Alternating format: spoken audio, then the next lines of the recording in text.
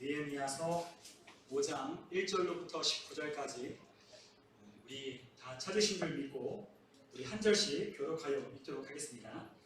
그때의 백성들이 그들의 아내와 함께 크게 부르짖어 그들의 형제인 유다 사람들을 원망하는데 어떤 사람은 말하기를 우리와 우리 자녀가 많으니 양식을 얻어먹고 살아야 하겠다 하고 어떤 사람들은 말하기를 우리가 밭과 포도원과 집이라도 저당 잡히고 이 흉년의 곡식을 얻자 하고 어떤 사람은 말하기를 우리는 밭과 포도원으로 돈을 빚내서 왕에게 세금을 바쳤도다. 우리 육체도 우리 형제의 육체와 같고 우리 자녀도 그들의 자녀와 같거늘 이제 우리 자녀를 종으로 파는도다. 우리 딸 중에 벌써 종된 자가 있고 우리의 밭과 포도원이 이미 남의 것이 되었으나 우리에게는 아무런 힘이 없더라 하더라. 내가 백성의 부르짖음과 이런 말을 듣고 크게 노하였으나 깊이 생각하고 귀족들과 민장들을 꾸짖어 그들에게 이르기를 너희가 각기 형제에게 높은 이자를 취하는도다 하고 대회를 열고 그들을 쳐서 그들에게 이르기를 이는 네가 너희의 손에 팔린 이민의 유다 사람을 우리의 힘을 다하여 쫓아가는데 너희는 너희 형제를 팔고자 하느냐 더구나 우리의 은혜를 하려게 했느냐 그들이 잠잠하여 말이 없기로 내가 또 이르기를 너희의 소액이 좋지 못하도다. 우리의 대적 이방 사람의 비방을 생각하고 우리 하나님을 경외하는 가운데 행할 것이 아니냐.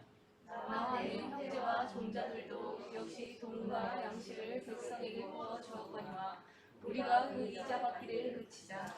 그런즉 너희는 그들에게 오늘이라도 그들의 밭과 포도원과 감람원과 집이며 너희가 구워준 돈이나 양식이나 새 포도주나 기름의 100분의 1을 돌려 보내라 하였더니 그들이 말하기를 우리가 당신의 말씀대로 행하여 돌려보내고 그들에게서 아무것도 요구하지 아니하리이다 하기로 내가 제사장들을 불러 그들에게 그 말대로 행하겠다고 맹세하게 하고 내가 옷자락을 털며 이르기를 이 말대로 행하지 아니하는 자는 모두 하나님이 또한 이와 같이 그 집과 산업에서 털어버리실지니 그는 곧 이렇게 털려서 빈손이 될지로다 하며 회중이다 아멘하고 여호와를 찬송하고 백성들이 그 말한 대로 행하였느니라. 또한 유다 땅 총독으로 세움을 받은데 곧 아닥사스다 왕 제20년부터 제32년까지 12년 동안은 나와 내 형제들이 총독의 녹을 먹지 아니하였느니라. 나보다 먼저 있었던 총독들은 백성에게서 양식과 포도주와 또 은 40세겔을 그들에게서 빼앗았고 또한 그들의 종자들도 백성을 압제하였으나 나는 하나님을 경외함으로 이같이 행하지 아니하고 그저 이 성벽 농자의 일과 나를 하지 아니하였고 내 모든 종자들도 얻어서 일하였으나 또 내 상에는 유다 사람들과 민장들 150명이 있고 그 외에도 우리 주위에 있는 이방 족속들 중에서 우리에게 나온 자들이 있었는데 내 나를 위하여 소원하기와 살찌나 여성자들을 준비하며 앞으로 많이 준비하고 너희가 행할 수 있는 각종 포도주를 가져왔나니 비록 이같이 하였을지라도 내가 충동의 녹을 요구하지 아니하였으므로 이 백성의 기억이 기만이었더라. 다 함께 읽겠습니다. 내 하나님이여 내가 이 백성을 위하여 행한 모든 일을 기억하사 내게 은혜를 베푸시옵소서. 아멘. 네, 오늘 이 시간에 우리 함께 내부의 문제를 개혁하라, 내부의 문제 개혁하기 이와 같은 제목으로 우리가 함께 하나님의 말씀에 은혜를 나누도록 하겠습니다. 우리가 믿음으로 사는 삶, 우리가 하나님을 믿고 그 신앙하며 살아가는 삶이란 어찌 보면 매우 쉬운 일일 수도 있지만 또다시 우리의 인생 가운데 매여 묶여 있으면 굉장히 어려운 일이 믿음으로 사는 일이라는 것을 우리가 경험하게 되죠. 그래서 우리가 그 믿음의 갈등을 우리는 매일 또한 우리의 삶 속에 경험하며 우리는 살아가게 됩니다. 왜냐하면 우리가 살아가는 이 세상이 하나님이 다스리는 세상이지만 하나님을 믿지 않는, 하나님을 대적하는 그 악한 영이 지배하고 또한 그 악한 영에게 붙들려 살아가는 수많은 사람들이 있기 때문에 우리가 믿음으로 살아가는 일이 쉽지만은 않다라고 하는 것. 그렇기 때문에 영원한 생명을 가진 자들과 그리고 또한 죄의 저주 아래 묶여있고 놓여있는 사람들 가운데는 많은 다툼이 있고 그리고 그러한 싸움들이 실질적으로 우리 가운데 일어나게 됩니다. 그래서 많은 사람들이 믿음으로 살아가는 삶 속에 문제가 있다는 것을 경험하며 살아가죠. 우리는 살면서 많은 문제를 겪게 됩니다. 우리가 대표적으로 우리가 겪는 문제가 무엇입니까? 바로 물질에 관한 그와 같은 문제입니다.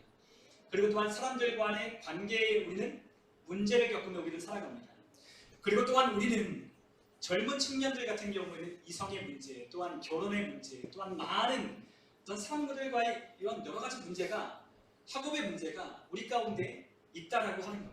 그런데 그 가운데 우리는 어떻게 그 문제를 해결하고 어떻게 살아갈 것인지 우리는 고민하는데, 그 고민 가운데 믿음으로 결정하고 선택하는 것이 굉장히 쉽지 않은 일이다라고 하는 것입니다. 그러나 우리가 믿음으로 한 발자국 한 발자국 우리가 내디디며 살아갈 때에 우리가 전에는 어렵게 느꼈지만 그 어려운 문제를 우리가 믿음으로 돌파하고 이겨나갈 때 우리에게 하나님 주시는 축복이 있고, 또한 그러한 삶 속에 더 이상 그 문제가 우리를 묶어놓지 못하고 그 환경이 우리를 매이게 하지 못한다는 것을 우리는 경험하며 살아가게 될 것입니다. 우리가 지난 시간에 우리가 함께 말씀을 나눈 것처럼 느헤미야 4장에는 포로기 이후에 그 다시 유다 사람들이 그 바벨론에 포로됐던 자들이 페르시아 제국에서 다시 예루살렘으로 돌아와 자신들이 거주하는 그 성의 성벽을 재건하는 그 역사를 우리가 함께 보았습니다. 그런데 그 성벽을 재건하는 일 가운데 많은 주변에 있던 사마리아 사람, 모압과 암몬 사람, 아라비아 사람, 이방 사람들이 그 유다 사람들이 성벽을 재건하는 일을 방해하고 또한 위협하고 그리고 또한 회방하였다는 것을 우리는 함께 보았죠. 그러나 느헤미야는 하나님께 기도했고 그 하나님이 주시는 지혜로 그 성벽을 재건하여 거의 얼추 완성 단계에 이르렀다라는 것을 우리가 함께 보았습니다.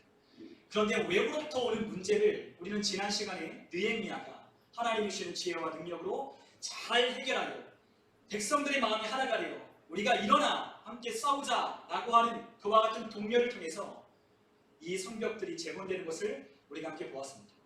그런데 그 문제로 끝나는 것이 아니라 또 다른 문제가 그 내부적으로 발생하기 시작하였다는 거예요. 어느 순간인지 모르겠지만 내부 안에 외부로부터 오는 문제가 있었지만 그 문제 외에도 우리 안에, 우리 공동체 안에 문제가 골마 터져 이제는 그것이 표면으로 드러나기 시작했다는 하는 것이었습니다. 그래서 그러한 문제 가운데 공동체의 연대, 공동체의 결속이 헤어지고 끊어지고 와해되기 시작했다는 하는 거예요.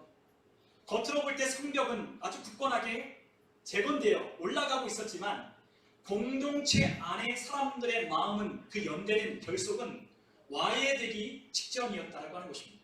그때에 그 백성들이 자기 아내들과 함께 느헤미야를 찾아와서 부르짖고 형제를 원망하기 시작하였다라고 오늘 5장 1절은 그렇게 말씀하고 있습니다. 우리가 오늘 5장 1절에 보니까 그 백성들의 아내와 함께 느헤미야를 찾아와서 크게 부르짖고 그 형제인 유다 사람들을 원망하기 시작했다고 하는 거예요. 자, 외부에 있는 위협들을 원망하고 불평하는 것이 아니었습니다. 무엇을 불평하고 원망했나? 바로 우리 안에 있는 내부에 있는 형제와 자매들을 원망하고 불평하며 부르짖기 시작했다고 하는 것이었습니다. 외부의 문제가 이제 극복해냈다면 이제는 내부의 문제가 이제 드러나기 시작한 것이었죠. 얼마나 오래됐는지 모르겠습니다. 그러나 이러한 어려움들은, 이러한 문제들은 그 안에서 오랫동안 진행되어 왔다는 것 같아요. 그 문제 속에 포로기에서 돌아온 그 백성들의 삶, 그 고단했던 삶, 그리고 그 포로기에 그 사람들이 성벽이 없는 가운데 빼앗기고 착취당하고 압제당하는 그러한 삶 속에서도 서로 빼앗고 착취하고 과도한 이자를 물리는 그와 같은 형제들 내부에 원망 섞인 문제들이 드디어 표면으로 드러나기 시작했습니다. 자, 그들이 와서 느헤미야를 향하여 이렇게 부르짖고 원망하는 것이었습니다. 그 문제는 네 가지로 요약되는데 첫 번째는 2절에 보니까 어떤 사람들이라고 하는 그 사람들이 지금 느헤미야에게 이렇게 말하기 시작했습니다. 그 말은 무엇이냐? 식구가 많음으로, 우리가 화면을 넘겨주면 좋겠는데 1번, 식구가 많음으로 살기 위하여서 곡식이 필요하다라고 그렇게 이야기를 했다는 거예요. 요약된 화면을 좀 보여주십시오. 네. 1번에 보니까 제가 넘길게요. 네. 식구가 많음으로 살기 위하여는 곡식이 필요하다라고 그 어떤 사람들이 이야기를 하기 시작하는 거예요. 자, 곡식이 없습니다. 그러니까 포로된 자들의 삶, 그리고 그들이 농사를 지으면 자기를 보호해줄 성벽이 없기 때문에 자신들이 농사를 지은 것들을 빼앗길 수밖에 없었어요. 그러니까 곡식이 모자란 거죠. 그런데 지금 이 사람들은 무엇을 하고 있죠? 성벽을 재건하는 일에 온통 정신을, 온통 모든 힘을 쏟고 있었어요. 그렇기 때문에 곡식이 모자랐던 것 같아요. 그러니까 지금 자식들이 많은데, 식구들은 많은데 먹여 살릴 곡식이 없으니까 불평이 터져나오기 시작했습니다. 그런데 그 곡식이 부족했는데 그 곡식이 부족한 상황 가운데도 그것을 이용해서 형제들을 착취하고 억압하는 자들이 있었다는 거죠. 우리가 두 번째 문제는 무엇이냐면 3절에 보니까 또 어떤 사람들은 이렇게 말하기 시작했어요. 우리가 밭과 포도원과 집이라도 저당 잡히고 이 흉년에 곡식을 얻자라고 하는 사람들이 느헤미야를 찾아와서 원망하고 형제들을 불평하기 시작했다는 거죠. 자, 곡식이 부족하니까 어떡합니까? 흉년이 들기 시작했어요. 또 엎친 데 덮친 격으로 흉년까지 드니까 곡식 값이 치솟기 시작합니다. 그러니까 이전에 가지고 있던 돈으로는 양식을 못 사는 거예요. 마치 오늘날 같은 상황이 펼쳐지는 거죠. 경제적인 어려움을 겪고 있는 거예요. 그러니까 이러한 상황에서 물가는 치솟습니다. 그리고 물자가 부족하니까 곡식값이 뛰기 시작했어요. 그러니까 이전에 가지고 있던 돈으로는 곡식을 사지 못하는 거예요. 그리고 곡식이 부족하니까 흉년이니까 우리가 가진 돈으로는 더 이상 살 수 없습니다. 그래서 어떻게 했다고요? 밭과 포도원과 집을 담보로 곡식을 꾸는 거죠. 자, 그런데 문제는 뭐냐? 그것으로 끝나는 것이 아니라 또 4절에 보니까 어떤 사람들은 말하기를 우리가 밭과 포도원으로 돈을 빚내서 왕에게 세금을 바쳤습니다 라고 말하는 원망 섞인 불평이 있었다는 거죠. 자, 페르시아 왕에게 바칠 세금이 부족합니다. 이미 자기가 가진 돈으로는 뭘 샀어요? 자신의 자식들을 먹여 살릴 곡식을 삽니다. 그러니까 세금으로 바칠 돈이 없는 거예요. 그러니까 밭과 포도원과 그리고 집을 저당 잡혀서라도 돈을 빌려 세금을 낼 수밖에 없었다는 거죠. 그러니까 이중고를 겪고 있는 거예요. 세금도 내야 되죠. 그리고 곡식값이 치솟으니까 곡식도 사야 되죠. 그러니까 당연히 자기가 가지고 있는 자산들을 팔 수밖에 없고 그것들을 저당 잡힐 수밖에 없었다라고 하는 것입니다. 그런데 이 문제는 이것으로만 끝난 것이 아니라 또 어떤 사람들은 와서 이렇게 이야기를 합니다. 우리의 형제 육체와 우리의 자녀들도 같다는 거죠. 우리의 자녀들이나 부자들의 자녀들이나 똑같은데 어떤 사람들은 그 부자들은 우리의 아들과 딸을 노예 삼고 우리가 돈이 없는 것을 착취하고 압제하고 우리가 갚지 못하는 그 이자를 갚으라고 우리의 아들, 딸들을 노예로 삼는 자들이 있었다라고 하는 것이었어요. 우리 아들, 딸이나 그 부자들의 아들, 딸이나 똑같지만 어떻게 이런 일이 있을 수 있느냐? 우리의 형제와 자매된 자들이 어떻게 우리에게 이렇게 할 수 있느냐라고 하며 느헤미야가 찾아와서 부르짖고 원망하고 애통하는 그와 같은 심정으로 느헤미야에게 토해내기 시작했어요. 자, 형제들끼리 다툼이 있기 시작합니다. 형제들 가운데 싸움이 일어나기 시작합니다. 사실 이 경제적인 위기 앞에 우리가 가지고 있는 것을 나누면 이 경제적인 위기를 돌파할 수 있어요. 비록 지금 어려움이 찾아왔지만 있는 자들이 없는 자들을 위해서 꾸어주고 나누어주면 이 어려운 상황을 이겨낼 수 있습니다. 그런데 이 어려운 상황 속에서 자신의 배를 배불리려 하는 사람들이 과도한 이자를 부담하고 과도한 이자를 취하고 그리고 거기에다 못해 남의 집과 포도원과 그것들을 담보로 그들의 것을 압제하고 있었다는 거죠. 그들이 자기의 것들을 빼앗기면 더 이상 무엇으로 농사를 짓고 무엇으로 그 돈을 갚을 수 있겠습니까?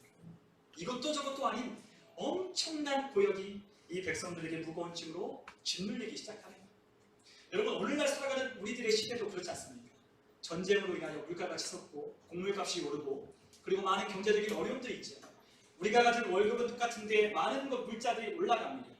그러니까 어떤 사람들은 빚을 내고요. 어떤 사람들은 남들에게 자신의 것들을 팔기 시작하고요. 자신이 가지고 있는 것들을 저당 잡혀서 그 생활을 영위하는 거예요. 오늘날 이와 같은 막연한 경제적인 불평등, 위기가 우리 가운데 있지만 이와 같은 위기 속에서 남들의 아픔은 아는 것 없이 자기들의 배를 배불리려 하는 그와 같은 고열을 까는 그 백성들의 고열을 빠는 그와 같은 악한 이들도 이 형제와 자매들 가운데 있었다라고 하는 것이었습니다. 그래서 무엇이 있어요? 부르짖음과 원망이 있기 시작하는 거죠. 이방인에게 빼앗기고 이방인에게 착취당하는 건 어쩔 수 없잖아요. 그런데 누가 우리를 납치합니까? 같은 형제와 자매들, 하나님의 이름으로 한 형제와 자매가 된 유다 사람들이 자신의 동족들을 괴롭게 하는 거예요. 여러분, 우리가 이러한 문제 속에 우리에게 일어나는 전쟁이 어떻게 일어나는지 우리가 함께 살펴봐야 돼요. 성경은요, 전쟁이 어떤 말이냐면 우리가 밀하마라고 하는 단어를 써요. 밀하마라고 하는 단어가 전쟁이라는 말이에요. 그런데 싸우다라고 하는 말은 라하마라고 하는 히브리어를 써요. 그런데 밀하마, 라하마, 싸우다, 전쟁하다라고 하는 이 말은요, 어디에서부터 나온 거냐면 레헴이라고 하는 단어에서 나온 거예요. 똑같은 단어를 써서 말을 다르게 해서 어두와 어미를 붙여서 말이 다를 뿐이지 똑같은 단어에서 파생됩니다. 근데 그것이 무엇이냐? 레헴이라고 하는 단어에서 파생됐어요. 여러분, 베들레헴이라고 하는 도시를 아시죠? 베들레헴. 누가 태어나신 도시입니까? 예수님이 마음권에서 태어난 도시가 바로 베들레헴입니다. 근데 그 베들레헴이 번역하면 무슨 뜻이라고 했죠? 빵집이라고 했어요. 빵집. 우리가 베이트, 앞에 베이트 붙이는 건 집이고 레헴이라고 하는 건 빵이에요. 그 빵집이에요. 자, 이 빵집이라고 하는 이 빵이 바로 레헴인데 레헴에서 파생된 것이 바로 전쟁과 싸우다라고 하는 의미입니다. 자, 전쟁은 왜 일어날까요? 전쟁은 빵 때문에 싸우는 거예요. 우리 아이들에게도 오늘 설명했지만 우리 아이들의 것을 만약에 제가 예건이 거를 만약에 똑같은 우리에게 모든 사람들에게 똑같은 빵을 하나씩 줬는데 제가 더 먹고 싶어서 예건이 거를 힘이 있다고 뺐으면 예건이가 어떻게 하겠어요? 예건이가 아무리 착하니까도 배고프면 어떻게 할까요? 예건이가 배가 고프면 더 이상 나는 못 참겠다 하면 예건이가 어떻게 할까요? 옆에 있는 승현이 거를 빼앗아서 먹기 시작해요. 자, 그럼 승현이는 어떻게 할까요? 가만히 있을까요? 아닙니다. 예결이 거를 뺐겠죠. 그러면 예결이는 가만히 있을까요? 예결이는 또 다른 누군가의 것을 뺏는 거예요. 그러면 뭐가 일어나요? 전쟁이 일어나고 싸움이 일어나는 거예요. 우리가 살아가는 이 모든 세상에 하나님께서 만드신 이 세상은요, 우리가 나누고 우리가 함께 쓰면 아무것도 부족하지 아니하도록 하나님께서 이 모든 생산물을 낼 수 있는 그와 같은 여력을 이 땅에 허락하셨어요. 그래서 이것들을 가지고 있는 자가 나누어주면 모든 문제가 없어요. 그러나 이 경제적인 불평등 가운데 문제가 일어나는 것은 무엇이냐? 인간 안에 있는 죄악된 본성 때문에 더 많은 것을 가지려고 하고 내가 더 남보다 더 많은 것을 누리려고 하다 보니까 전쟁이 일어나고 싸움이 일어나는 거예요. 자, 마찬가지로 이 유다 공동체 안에 싸움이 일어나고 원망이 일어나고 부르짖음이 일어나는 이유는 무엇 때문이냐? 바로 이 욕심과 탐심과 탐욕 때문에 일어나는 일들이었다고 하는 것이죠. 자, 이와 같은 문제 속에 이 형제와 자매들이 크게 부르짖고 원망하는 일이 있기 시작하는 거예요. 그럴 때 느헤미야가 이러한 반응을 나타냈어요. 느헤미야는 이 이야기를 듣고 분노할 수밖에 없었어요. 아니, 지금 와서 보니까 나는 지금 모든 신경을 성벽을 재건하는 게 이 두려워하는 이 백성들의 마음을 하나가 되고 하나님의 이름으로 이 성벽을 재건하는 데 온통 신경을 집중하고 있었는데 이 안에 어떤 문제가 있느냐? 바로 이와 같은 문제가 골마 터지고 쌓여있고 이와 같은 표면적으로 드러나지 않았던 문제가 지금 터져서 형제들끼리 막 다투고 싸우는 일들이 일어나기 시작했다는 것을 들으니 불이 나고 화가 날 수밖에 없는 거예요. 왜 그럴까요? 이 사람들은 누구입니까? 얼마 전까지만 해도 포로가 되었던 사람들이 이제는 또 다른 누군가를 포로가 되게 하고 노예가 되게 하고 종이 되게 하고 많은 과도한 이자를 취하여서 형제와 자매를 괴롭히고 있는 모습을 들으니까 막 속에서 막 분이 일어나기 시작하는 거예요. 그런데 이 분을 그 형제와 자매들에게 표출하지 않았습니다. 무엇하느냐? 깊이 생각했다는 것을 7절에 보니까 느헤미야는 크게 분노했지만 7절에 깊이 생각하고 귀족들과 민장들, 즉 관리들, 지도자들을 꾸짖기 시작합니다. 그냥 마음속에 있는 이 분노를 그들에게 막 쏟아붓는 게 아니라 너희들이 그럴 수 있느냐? 너희들이 그럴 수 있느냐라고 하면 그들에게 막 안에 있는 분노를 막 표출하는 게 아니라 깊이 생각하여서 그들에게 정확하게 그들에게 꾸짖어야 할 것들을 이야기하기 시작했다라고 합니다. 그래서 그들은 느헤미야가 이렇게 해결하는 방안을 제시하는 첫 번째는 그들을 꾸짖었다라고 하는 거죠. 그들이 알아들을 만한 얘기를 그들에게 듣고 찔릴 만한 이야기를 통해서 그들에게 꾸짖기 시작합니다. 그리고 이러한 일들을 그들만 알 것이 아니라 누구도 알아야 됩니까? 함께하는 유다 백성들의 공동체가 모두가 다 함께 그 이야기를 나누고 그 문제를 해결하도록 대회, 집회를 여는 것. 모든 사람들을 다 불러다 모아놓고 우리 안에 있는 이 공동체의 문제를 한 사람도 빠짐없이 다 함께 모여서 이 공동체의 문제를 논의하고 이 문제를 해결할 방안을 느헤미야가 제시하기 시작했다고 하는 것이죠. 자, 이러한 경제적인 위기 앞에, 문제 앞에, 그리고 형제와 자매가 다투는 상황 속에서 느헤미야는 그들에게 먼저 그들이 가지고 있던 문제가 무엇인지를 정확하게 지적하기 지적했어요. 자, 우리 공동체의 문제를 제시하기 시작한 팩트 폭격이라고 하는 이 느헤미야가 그 백성들에게 이야기하기 시작합니다. 자, 7절에 보니까 뭐라고 했어요? 너희가 각기 형제에게 높은 이자를 취하고 있다 라고 그들이 가지고 있는 문제점을 드러내기 시작합니다. 들춰냈어요. 그들이 가지고 있던, 그들이 잘못하고 있는 것들을 무엇인지 깨닫도록 그들에게 이야기하기 시작합니다. 너희가 형제에게서 각기 높은 이자를 취하고 있다 라고 첫 번째 그들에게 지적했습니다. 자, 8절에는 그들에게 무엇이라고 이야기하냐? 우리 한번 8절에 있는 말씀을 같이 한번 읽어보겠습니다. 8절 함께 읽겠습니다. 그들에게 이르기를 우리는 이방인의 손에 팔린 우리 형제 유다 사람들을 우리의 힘을 다하여 도로 찾았거늘 너희는 너희 형제를 팔고자 하느냐? 더구나 우리 손에 팔리게 하겠느냐? 하며 그들이 잠잠하여 말이 없기로. 아멘. 자, 이 말이 무슨 말이죠? 우리는 우리 힘이 닿는 대로 이방인들에게 팔려는 그 형제와 자매들을 사기 위하여 우리의 것들을 다 놓아, 다 투자해서 그들을 다시 데려왔다는 거예요. 노예가 된 자들을 내 것을 팔아서 그들을 데려왔다는 거죠. 그런데 어떤 사람들이 있어요? 오히려 우리 가운데 우리의 형제와 자매를 노예 삼는 자들이 있었다는 거예요. 자, 이 이야기를 들었더니 사람들, 그 일을 행했던 그 형제와 자매들이 이 이야기를 듣고 마음이 어땠을까요? 찔렸죠. 왜 찔렸을까요? 그들은 하나님의 백성으로서 하나님의 말씀을 배우고 하나님의 말씀을 알고 있는 자들이잖아요. 어떻게 행해야 할지 아는 사람들인데 그 신앙과 삶이 일치가 되지 않았다는 거예요. 그러니까 하나님의 말씀은 알고 있지만 하나님의 말씀대로 살지 않는 그들에게 하나님의 말씀으로 정확하게 그들의 잘못들을 지적하니 아무도 그 자신의 어떤 것을 변호하거나 자신이 하고 있는 일들을 변명하는 자들이 아무도 없었다는 거죠. 그리고 세 번째, 그 느헤미야가 무엇이라고 하냐? 9절에 너희들의 소행이 좋지 못하더라라고 하며 그들에게 그들의 행위를 지적했습니다. 그리고 이방인들이 우리를 보고 비방하는 일이 없어야 한다라고 그들에게 지적합니다.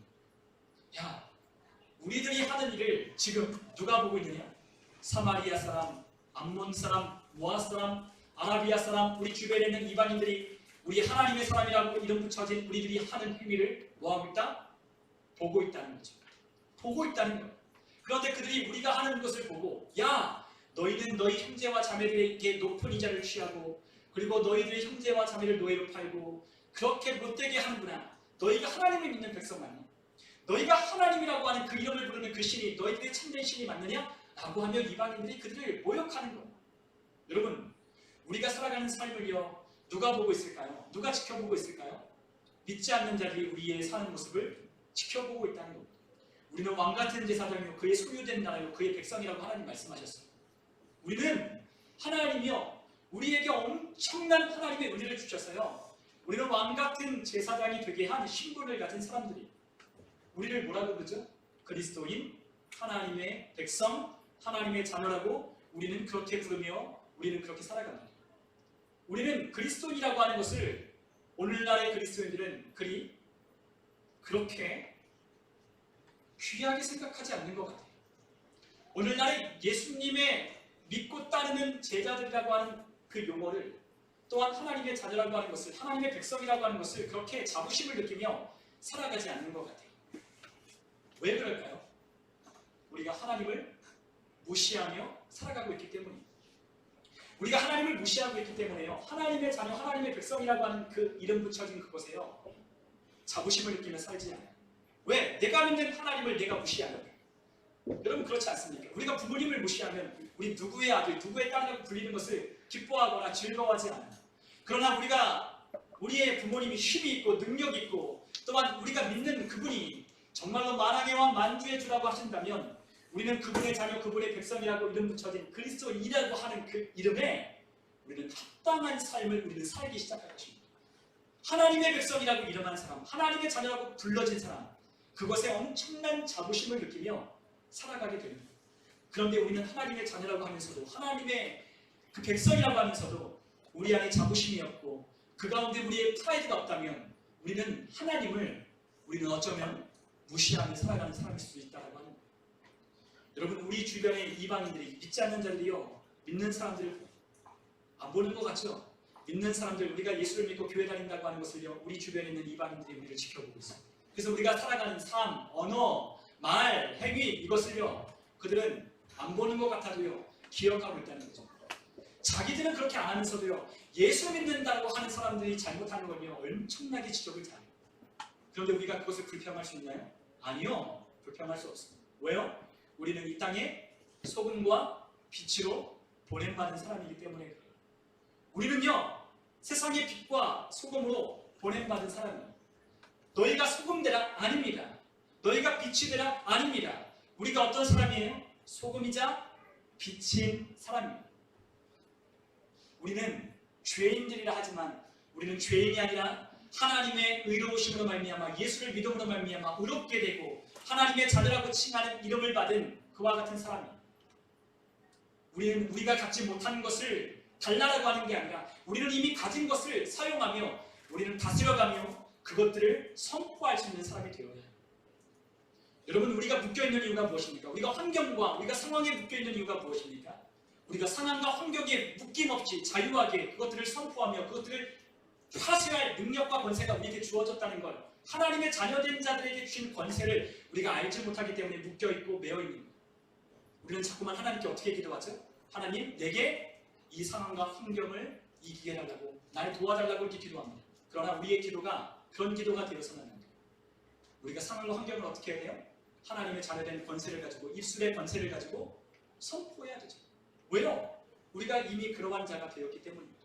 우리가 이미 예수 그리스도와 함께 하나님의 보좌 위에, 하나님의 보좌 우편에 앉으신 예수님과 함께 왕노릇하는 자로, 그분의 자녀로 우리가 구원받고 거듭났기 때문이에요. 그런데 우리는 자꾸만 실수하고 연약하여 넘어지면 우리는 그 연약함 가운데 머물러 있으려고 해요. 하나님, 내가 이런데요, 하나님 이렇게 기도할 수 있을까요? 아니요, 기도 못해요. 그런데 마귀는요, 자꾸만 우리를 참수합니다. 야, 네가 하나님의 자녀 맞느냐? 야, 너가 정말 하나님을 믿으며 살아가는 사람 맞느냐? 하니까 우리 안에 양심이 찔려서 그렇게 살지 못하는 거예요. 그런데 하나님은요, 우리를 어떻게 보셔요?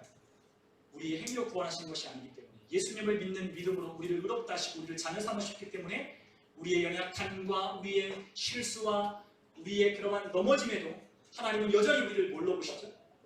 자녀로 보신다는 거죠. 자녀로 보시는 거예요. 하나님이 우리를 보실 때 너 또 죄졌냐? 너 죄인이구나. 아니요. 하나님이 우리를 어떻게 보신다고요? 의인으로 보신다. 예수님의 그 보배로운 피로 우리를 구속하셔서 우리를 의인으로 보시는 겁니다. 그러나 우리는 죄를 짓고 넘어지면 우리는 하나님에 의해서 탈락된 자처럼, 넘어진 자처럼 그렇게 하나님 앞에 서는 거예요. 마귀가 우리를 참수하기 너무 좋지. 하하 깔보며 비웃으며 너가 과연 하나님의 자녀가 맞느냐? 우리의 양심 안에 죄책감과 정죄감을 주어서 그렇게 살지 못하게 만드는 거예요. 그런데 우리는 그것을 어떻게 해야 돼요? 우리의 신분과 우리의 지위가 변함이 없다는 것을 인정하며 하나님 앞에 서야 하는 거예요. 그럴 때 우리 안에 어떤 것이 있느냐? 하나님의 한없는 사랑, 하나님이 우리의 실수와 연약함에도 불구하고 우리를 사랑하셔서 우리를 자녀 삼아주시고 우리를 하나님이 여전히 우리가 기도할 때 하나님이 용서하여 주시고 우리의 기도를 들으시고 응답하여 주시는 그 놀라운 하나님의 은혜를 입었다는 사실, 우리의 죄 가운데도 하나님의 그 변함없는 사랑 때문에 그분의 사랑 앞에 완전히 엎드려지는 거예요. 여러분, 그것이 은혜 받은 자의 삶입니다. 그렇기 때문에 다시 일어설 수 있고 다시 설 수 있는 거예요. 이것을 잊지 말아야 됩니다. 다시 돌아가서 예전처럼 사는 게 아니에요. 내가 누구인지를 확인하고 내가 가진 신분과 지위가 내 행위와 내 열심과 내 노력으로 이룬 게 아니라 예수님을 믿는 믿음 안에 그분의 완전한 의로우심으로 말미암아 거듭나서 그분의 자녀가 되었다는 것을 인정할 때, 우리가 그분의 의 앞에 우리가 다시 머물러 있을 때 그 말씀 앞에 흔들리지 아니하고, 그래 마귀에게 나는 넘어졌지만 나는 그래도 하나님의 자녀다. 너는 나에게 분깃이 없으니, 느헤미야가 말한 것처럼 너는 나에게 분깃이 없고 너는 나에게 역사할 것이 없으니 너는 떠나가라 라고 명령할 때 그 마귀가 우리를 더 이상 대적할 수 없는 거예요. 아멘. 여러분, 우리는 하나님의 성전이라고 했어요. 고린도전서 6장에 하나님께서 우리를 피값주고 값주고 산 하나님의 성전이라고 했습니다. 그렇기 때문에 마귀가 우리에게 주장할 것이 없는 거예요. 우리는 하나님의 거룩한 성전입니다. 하나님의 것 소유물이 되었습니다. 그렇기 때문에 소유물답게, 하나님의 피조물답게 다시 사는 거예요. 다시 죄 가운데 있었던 우리가 회개하고 다시 일어나서 우리의 주의가 변함없다는 걸 확인하고 우리의 신분이 바뀌지 않았다는 걸 확인하고 우리를 대적하는 마귀에게 선포하는 겁니다. 우리가 그렇게 사는 겁니다. 우리의 삶 속에 이와 같은 문제 속에 우리의 삶에 다시 일어나는 것. 비록 우리의 삶에 마귀는 우리를 비방하고 모욕하지만 우리가 그 비방과 모욕에 그래 우리는 못된 사람들이야. 우리는 포로된 자로서 이제 해방됐지만 여전히 포로된 자의 노예의 근성을 버리지 못한 우리는 여전히 연약한 존재. 우리를 보호해줄 수도 없고 우리가 믿는 그 하나님이 우리를 도와주지도 않는 우리는 비참한 사람들이야 라고 생각했다면 이 백성은 일어서서 하나님의 빛을 발하지 못했습니다. 그래서 어떻게 해야 되죠? 그래서 어떻게 해야 될까요? 우리가 비방하는 일이 없도록 어떻게 해야 됩니까? 하나님을 다시 온전히 섬기는 그와 같은 삶으로 돌아가야 된다라고 느헤미야가 이야기를 합니다. 여러분, 우리가 앞에서 말씀드렸던 제 말 이야기의 요지를 아시겠습니까? 우리가 넘어진 곳에 다시 머물러 있는 게 아니라 다시 어떻게 해야 된다고요? 하나님을 두려워하며 살아가는 삶 속으로 다시 돌아가는 것. 하나님을 경외하고 예배하는 삶으로 다시 돌아가는 겁니다. 또 돌아가는 겁니다. 넘어졌으면 다시 일어나서 또 돌아갑니다. 또 그 자리에 있습니다. 흔들리지 마십시오. 여러분의 자리를 이탈하지 마십시오. 하나님을 두려워하며 살아가는 백성의 삶을 고수하고 유지해야 된다는 겁니다. 어디서 실패했습니까? 하나님을 두려워하지 않으며 세상을 두려워하고 경제적인 위기 앞에 돈에 물질에 사람들과의 관계에 우리 주변에 있는 이방인들의 위협 앞에 두려워하며 살아가니까 내 것을 취하기 시작합니다. 남들이 빼앗으니까 내 것을 안 뺏기려면 누굴 것 빼앗아야 돼? 나보다 힘이 없는 이 유다 백성들의 것들을 빼앗아야 되는 거예요. 이방인들에게 빼앗겼던 걸 내가 그들에게 착취해야만 내가 살 수 있다고 생각하니까 그것을 빼앗으며 살아가는 거죠. 다시 하나님을 두려워하는 삶으로 돌아와라.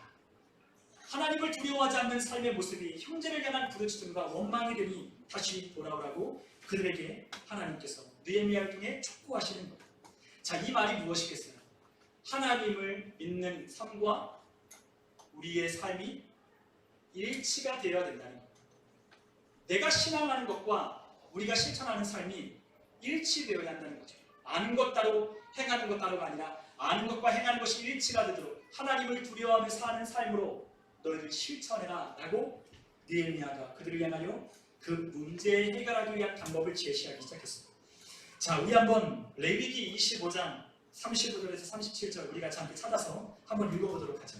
레위기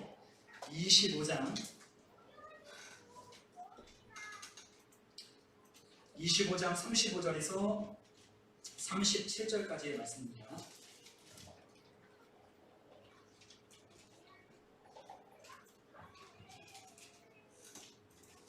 우리 함께 하나님의 말씀 레위기 25장 35절부터 37절 함께 읽겠습니다. 내 형제가 가난하게 되어 빈손으로 내 곁에 있거든 너는 그를 도와 거류민이나 동거인처럼 너와 함께 생활하게 하되 너는 그에게 이자를 받지 말고 내 하나님을 경외하여 내 형제로 너와 함께 생활하게 할 것인즉 너는 그에게 이자를 위하여 돈을 부어주지 말고 이익을 위하여 내 양식을 부어주지 말라. 우리 38절 함께 읽겠습니다. 38절 나는 너희의 하나님이 되며 또 가나안 땅을 너희에게 주려고 애굽 땅에서 너희를 인도하려 낸 너희의 하나님 여호와입니다. 아멘. 내가 너희의 하나님이 될 것이다 라고 말씀한 것은 무엇이에요?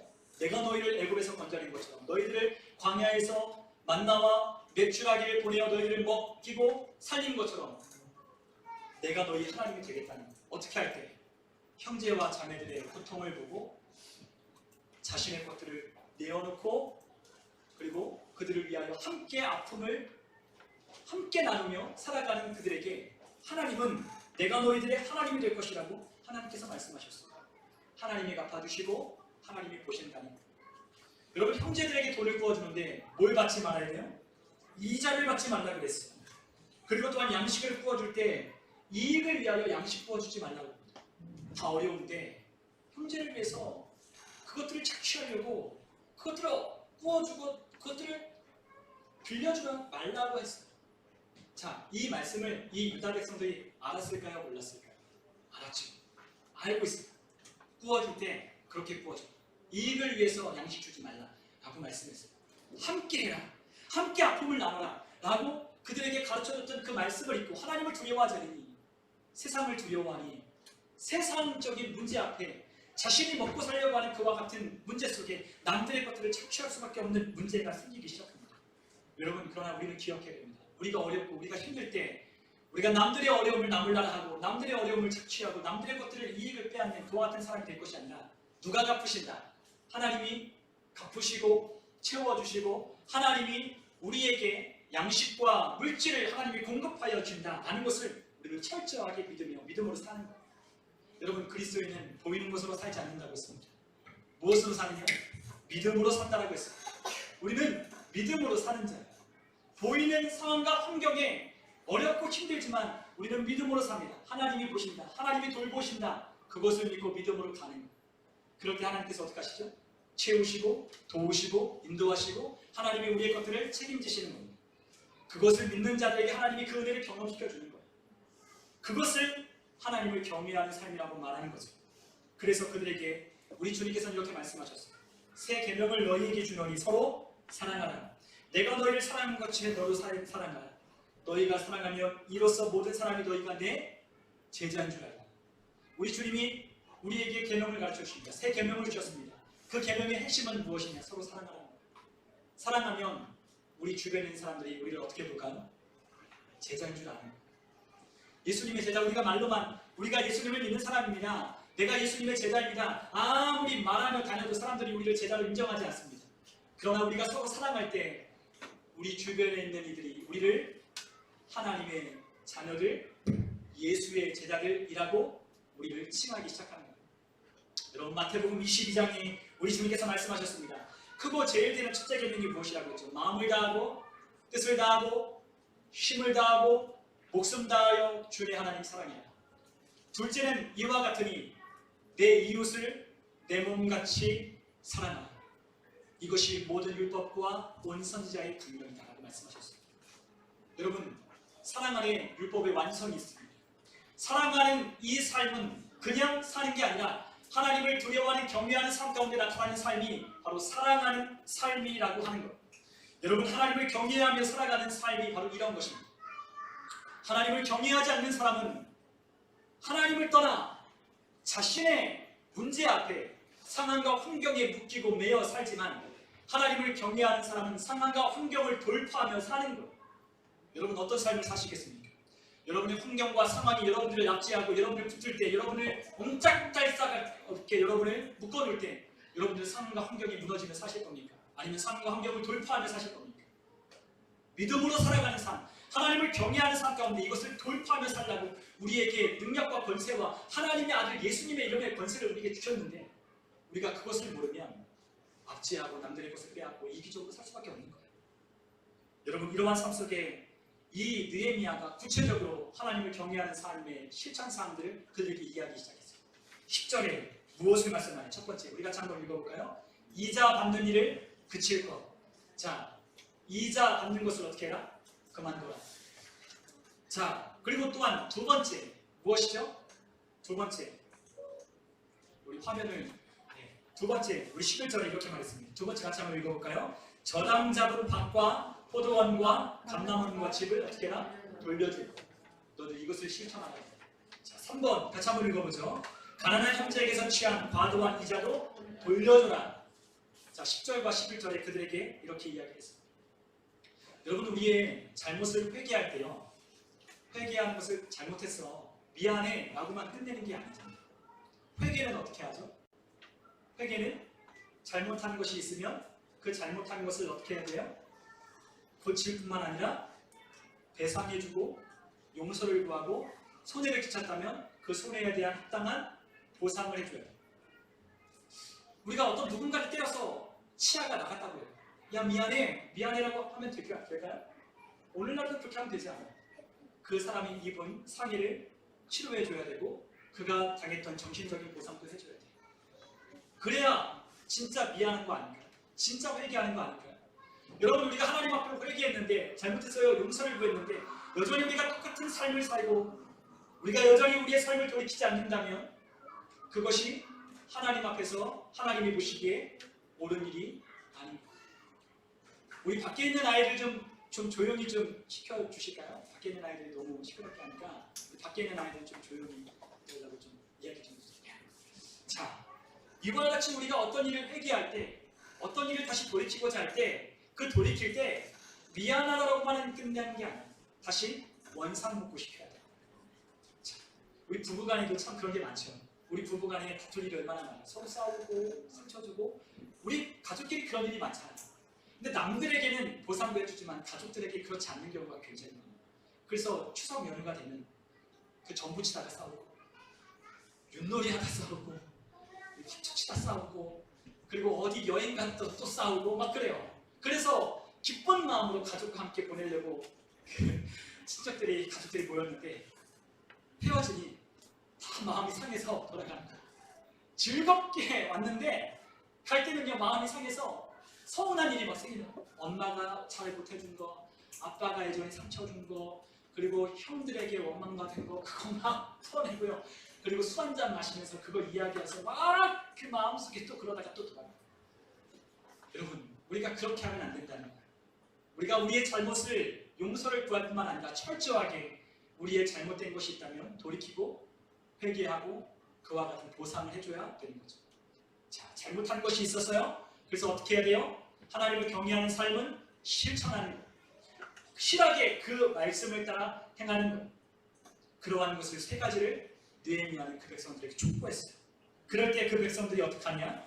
우리 한번 오늘 느헤미야 우리 5장 우리 12절에 있는 말씀을 우리 같이 한번 읽어보면 좋겠습니다. 5장 12절 함께 읽어보겠습니다. 그들이 말하기를 우리가 당신의 말씀대로 행하여 돌려보내고 그들에게서 아무것도 요구하지 아니리라 하기로 내가 제사장들을 불러 그들에게 말할 대로 해가겠다고 맹세하게 하고 라고 했어요. 자, 백성들이 이 느헤미야의 이야기 실천상 하나님을 경외하는 삶으로 돌아오라 할 때 그들이 어떻게 했어요? 알겠습니다. 되돌려줬어요. 그리고 더 이상 이자를 요구하지 않기로 했어요. 그리고 후속 조치를 단행하는 거예요. 어떻게 해요? 느헤미야가 맹세하게 하는 겁니다. 제사장들 앞에서, 백성들 앞에서, 하나님 앞에서 맹세하게 하는 거예요. 너희들 그렇게 이야기했다? 실천해라. 하나님 앞에서, 백성 앞에서, 제사장 앞에서 그것을 공증하는 겁니다. 두 번째로 그들에게 행동으로 보여줬어요. 우리 한번 13절에 있는 말씀을 또 같이 한번 읽어볼게요. 13절 같이 읽습니다. 내가 옷자락을 털며 이르기를 이 말대로 행하지 아니하는 자는 모두 하나님이 또한 이와 같이 그 집과 산업에서 털어버리실지니 그는 또 이렇게 털려서 빈손이 될지로다 하매 회중이다 아멘하고 여호와를 찬송하고 백성들이 그 말한 대로 행하려니라. 아멘. 후속 조치 두 번째, 자신의 옷을 털어버리고 자신의 주머니를 보이고 그들에게 이렇게 하지 않을 시엔 너희가 빈털터리가 될 것이라고 하나님 앞에서, 제사장 앞에서, 백성들 앞에서, 만장 앞에서 지금 공표하는 거예요. 이렇게 안 할 때 너희들이 빈털터리가 될 거야 라고 하니까 그들이 다 어떻게 합니까? 이렇게 행하기로 결단하고 그 일을 하기 시작했어요. 느헤미야는 하나님 앞에서 이 모든 백성들이 함께 이 공동체 내부에 있는 문제를 개혁하기 위해서 그들에게 모든 사람들 앞에서 이와 같은 문제를 들춰내고 그리고 이와 같은 문제를 해결할 방안을 그들에게 제시하고 그들이 하나님 앞에서 이 문제 앞에서 다시금 하나님을 경외하는 삶으로 돌아오게 하기 위하여 이와 같이 했다는 거죠. 느헤미야는 지혜롭게 깊이 생각하고 기도한 대로 하나님 주시는 지혜로 이 문제를 해결했어요. 자, 이 문제를 해결한 그 백성들 안에 문제가 해결됩니다.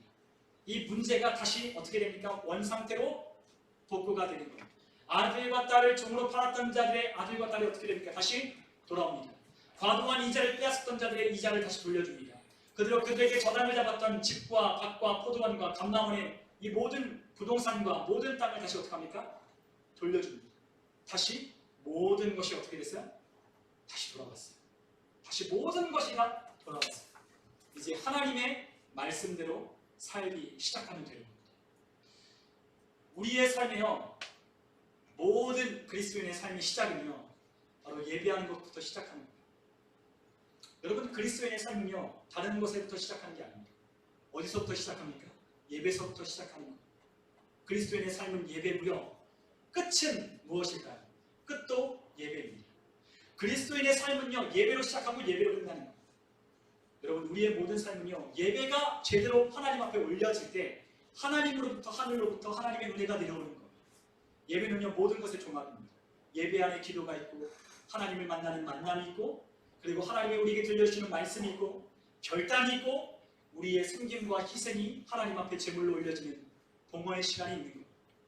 여러분 예배가 우리의 모든 그리스도의 삶의 시작입니다. 그래서 우리는 어느 때 예배하죠? 오늘이 어떤 날이죠? 주의 첫날입니다. 주일입니다. 주의 첫날 우리는 각오하고 결단하고 하나님의 말씀대로 살고 하나님을 경외하는 삶을 살기로 결단하며 오늘 이 한 주를 시작하는 거예요. 하나님과 아무런 상관없이 오늘 예배만 드리고 돌아가서 또 사는 게 아니라 하나님을 경외하는 삶을 우리의 삶 가운데 한 발자국 한 발자국 우리의 삶의 영역을 확장하며 실천하는 거예요. 예배하는 삶을 사는 겁니다. 예배하는 삶이 무엇입니까? 하나님을 뵙는 삶이요 하나님을 경외하고 두려워하는 삶입니다. 하나님을 경외하는 삶, 하나님을 예배하는 삶을 우리의 삶과 가정에서 살겠다는 결단이에요.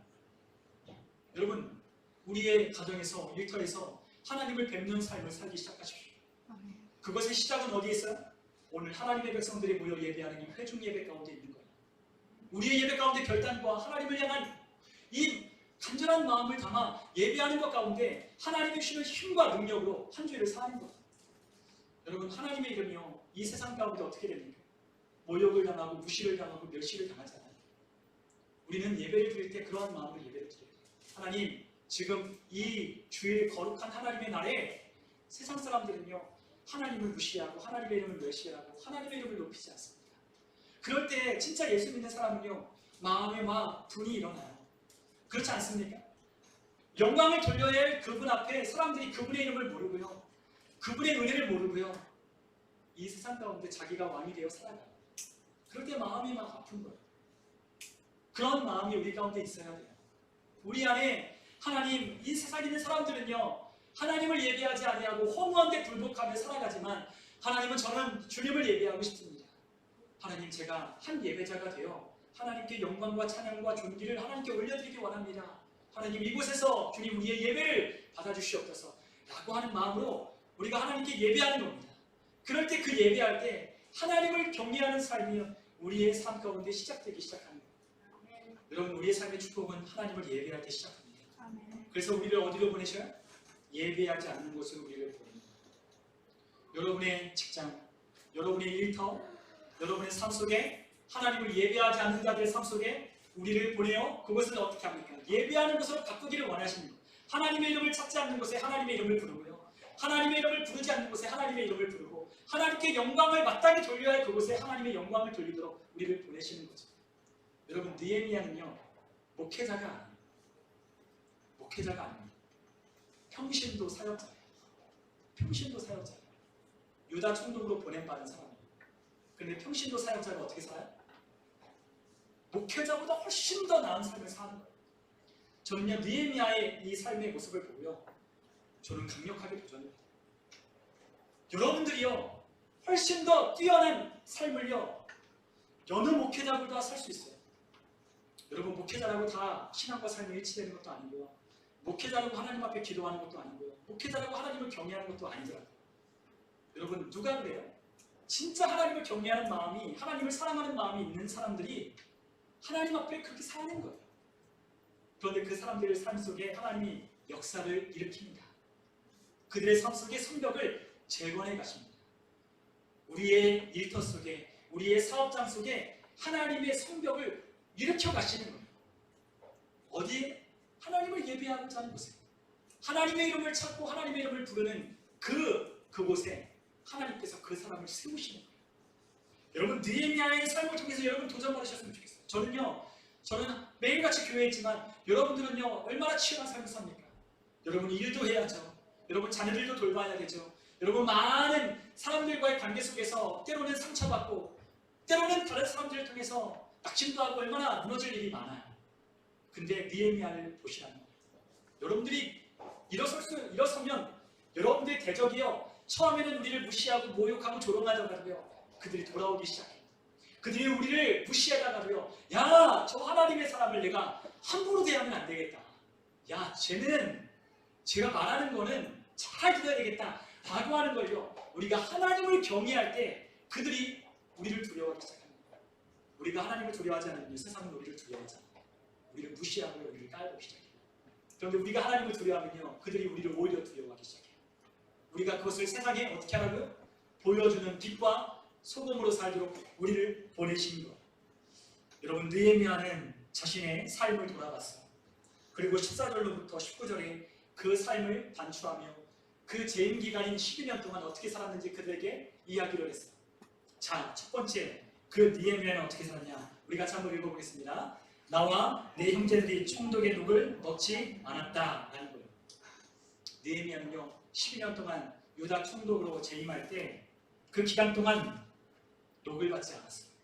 자신의 형제들도 녹을 받지 않았다고 했어요. 요구하지 않았습니다. 그리고 두 번째, 하나님을 경외함으로 전임 총독들과 같이 행하지 않았다고 했어요. 전임 총독들이 어떻게 했어요? 백성들을 착취하고 압제하고 과도한 세금을 물려 자신의 이익을 도모했던 자들이 총독이었어요. 그러니까 왕에게 부과할 세금 플러스 총독을 섬기고 총독에게 드릴 것들을 예비하려고 하니까 백성들이 힘든 거예요. 그런데 느헤미야는 왕으로부터도 받지 않고 그리고 백성의 것도 빼앗지 않았다고 했어요. 자, 느헤미야는 유다 총독으로 재임할 때 세 번째, 성전 재건 작업에 참여하고 그리고 다른 이들의 밭을, 땅을 사지 않았다고 했어요. 자, 총독인데요. 총독의 신분을 가졌는데 어떻게 해요? 자신도 유다 백성의 한 사람으로 성벽 재건에 동참하는, 일을 시키기만 하고 자기는 안 하는 게 아니라 그 지위를 내려놓고 그 총독의 지위를 내려놓고 자기도 성벽 재건 일을 참여하는 거예요. 그리고 어떻게 합니까? 자기가 가진 재산으로 백성들의 땅을 빼앗지 않았어요. 사지 않았어요. 오늘날 같으면 그럴 수도 있죠. 예수 믿는 사람들이 땅을 막 사고 남들의 것들을 다 빼앗고 그리고 그것들을 차지하면서 그것들을 살아갈 수 있지만 느헤미야는 그러한 삶을 살지 않았다는 거예요. 왜?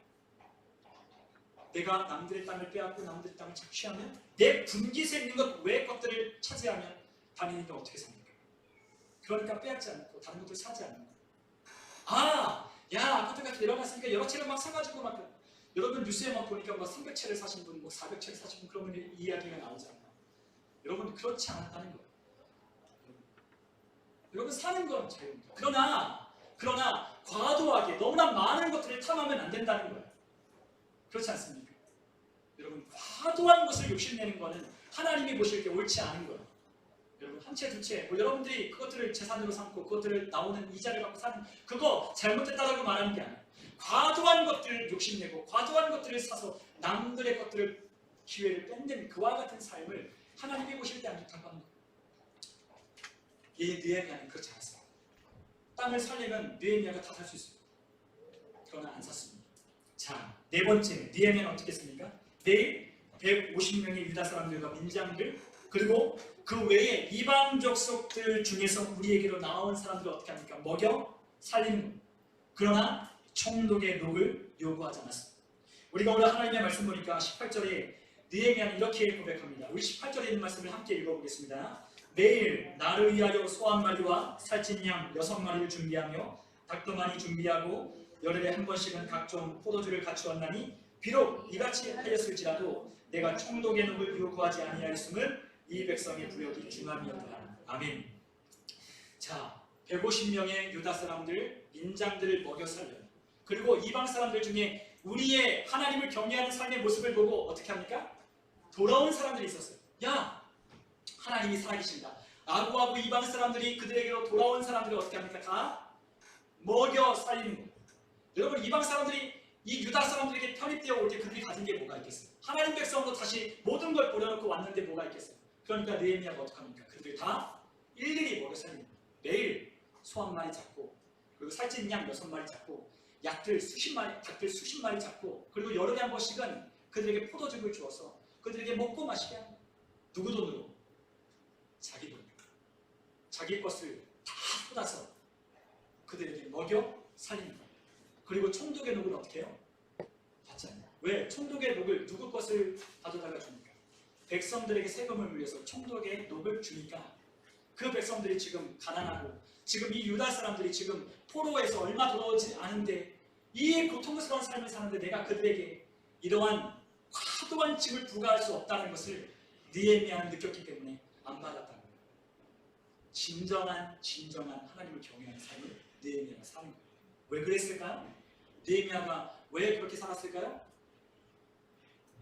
바로 하나님을 경외하는 삶을 살았기 때문이에요.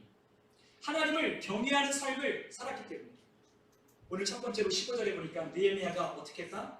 바로 하나님을 경외함으로 이같이 행하지 않았다는 거예요. 하나님을 경외했기 때문에 느헤미야는 이렇게 살았다는 거죠. 12년 동안. 자, 두 번째, 느헤미야는 왜 그렇게 살았을까요? 백성을 사랑했기 때문입니다. 백성의 부역이 무겁다는 걸 알고 그들에게 녹을 요구하지 않는 거예요. 여러분, 하나님을 경외하는 삶, 사랑하는 삶, 그 백성을 사랑하는 삶 가운데 그의 삶이 나오는 거예요. 여러분, 우리의 삶에 우리가 하나님 앞에 어떻게 살아야 할까요?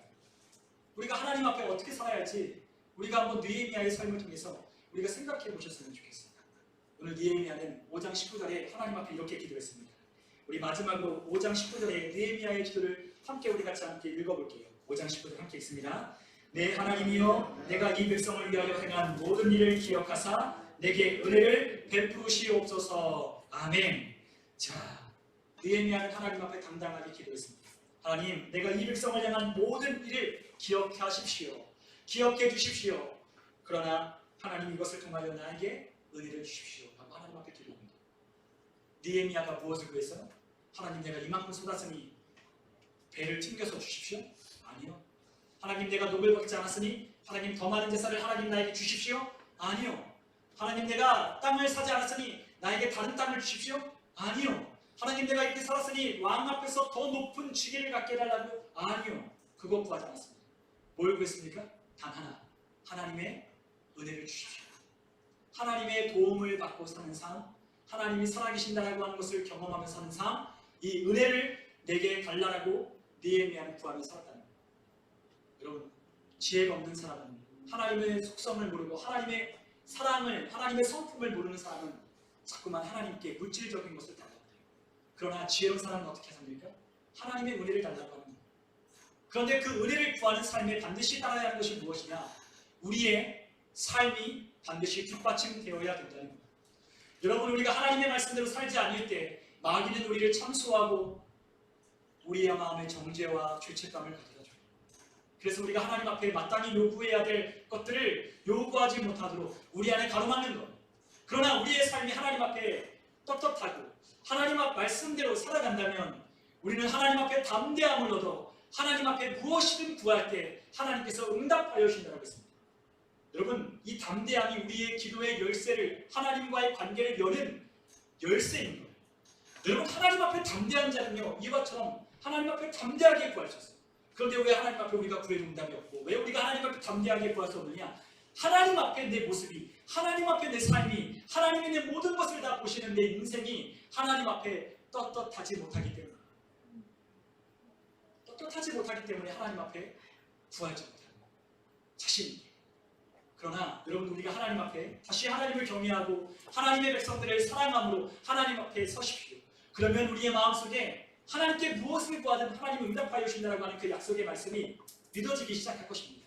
그래서 구하기 시작할 겁니다. 하나님 약속의 말씀대로 하나님, 내가 기도할 때 응답해 주신다고 했습니다. 비록 내 행위 때문에 하나님이 응답해 주시는 건 아닙니다. 내 모습 때문에 하나님이 응답해 주시는 건 아닙니다. 내가 하나님 앞에 잘하면 하나님이 응답해 주시고, 내가 하나님 앞에 잘 살면 하나님이 내 삶을 복되게 해주시는 건 아닙니다. 무엇 때문에요? 예수님의 보배로 오신 그 피의 공로로 내가 하나님 앞에 거저 은혜를 입는 것이지만 하나님과의 내 삶의 떳떳한 그와 같은 관계 속에 하나님의 말씀이 담대함으로, 그 의로 하나님의 말씀이 믿어지기 시작하는 거예요. 그전에는 하나님의 말씀을 들어도요, 이 안에 뭔가 이 마음 속에 뭔가 이게 없어요. 뭔가 이 하나님 앞에 나아갈 때 뭔가 이게 확실하지 않아요. 그러나 하나님 앞에 의로운, 그 하나님의 의로우심이 우리 가운데 있을 때요, 이 뜬구름 잡는 것들이 우리 안에 떠나가는 거예요. 어떻게 됩니까? 담대해집니다. 하나님, 내가 하나님의 뜻대로 삽니다. 하나님, 내가 그것으로 사는 것으로 하나님 앞에 자랑할 것이 없지만 하나님, 주님 앞에 내 삶이 하나님의 의로 가득 찼으니 하나님 떳떳하고 하나님 앞에 자유합니다. 하나님, 주님 말씀대로 되어지는 것을 믿고 주님 말씀대로 선포하고 주님 말씀이 진리가 되게 하는 삶이 고백대로 이루어질 줄 믿습니다라고 하나님 앞에 기도하며 가는 거예요. 그 삶에 가로막혀 있는 것이 아무것도 없습니다. 그러므로 하나님이 그의 삶을 어떻게 하십니까? 기억하시고 하나님이 그들에게 은혜를 베푸시는 거예요. 여러분, 느헤미야는 그 기도하는 삶, 그리고 그들의 삶을 공동체 가운데 자신의 것들을 내어드려 그들의 것들을 유익을 위하여 살아갔던 그 삶 속에 하나님은 그 공동체도 보존하시고 그의 삶도 하나님의 은혜로 덮으셨어요. 여러분, 우리의 삶에 공동체의 삶이 필요합니다. 여러분, 우리의 가족에 나만 잘 된다고 해서 다 잘 되는 게 아닙니다. 우리의 공동체 안에서 나만 잘 된다고 해서 다 잘 되는 게 아닙니다. 우리는 어떻게 됩니까? 나도 잘 되고 너도 잘 되고 우리의 식구들도 다 잘 돼야 되는 거예요. 그것이 바로 공동체 안에 사는 하나님의 백성들의 삶인 거예요. 나도 잘 돼야 너도 잘 되고, 너가 잘 돼야 내가 잘 되고, 너가 잘 되면 나도 기쁘고, 너가 기쁘면 나도 즐겁다는 것을 고백하는 사람들이 느헤미야의 삶을 살아가는 사람들. 남이 복 받으면 배가 아프고, 남이 땅을 사면 시기가 나고 질투가 나고 막 그런 게 아니라 우리 모든 공동체가 잘 되면 나도 기쁜 거예요. 여러분, 우리의 삶이 그렇게 살면 되거든요. 그래서 중보하는 거죠. 왜 중보해요? 잘 되라고 중보하는 겁니다. 사랑하니까 너가 잘 돼야 나도 잘 되고, 너가 슬프면 나도 슬프고, 너가 안 됐다는 소식을 들으면 나도 힘드니까 그것을 위해 기도하는 거예요. 너와 나는 예수의 피로 하나 되고 예수의 피로 한 길을 걷는, 함께 그 뜻대로 향해 가는 형제와 자매들이에요. 그래서 누가 안 됐다는 소식을 들으면요 마음이 아파요. 누가 안 되고 하나님을 멀어지면요 막 답답한 거예요. 여러분, 우리의 마음속에 느헤미야 같은 마음이 우리 안에 있었으면 좋겠어요. 첫째는 하나님을 경외하는 마음, 두 번째는 영혼을 사랑하는 마음, 우리 가운데 있었으면 좋겠습니다. 여러분, 추석 연휴 가운데 우리의 형제와 자매들을 보시잖아요. 여러분, 그 형제와 자매들을 느헤미야와 같은 마음과 느헤미야와 같은 시선으로 우리의 부모와 형제를 보시면 좋겠습니다. 그리고 그들을 위해서 기도했으면 좋겠습니다. 그리고 우리 믿음의 공동체가 그 하나님의 말씀으로 정말로 세워져 가고 하나님의 진리의 말씀 안에 거하는 성도가 되어 하나님의 복을 받는 우리 모두가 다 되시기를 주님의 이름으로 간절히 축원합니다. 아멘. 우리 시간 함께 기도하겠습니다.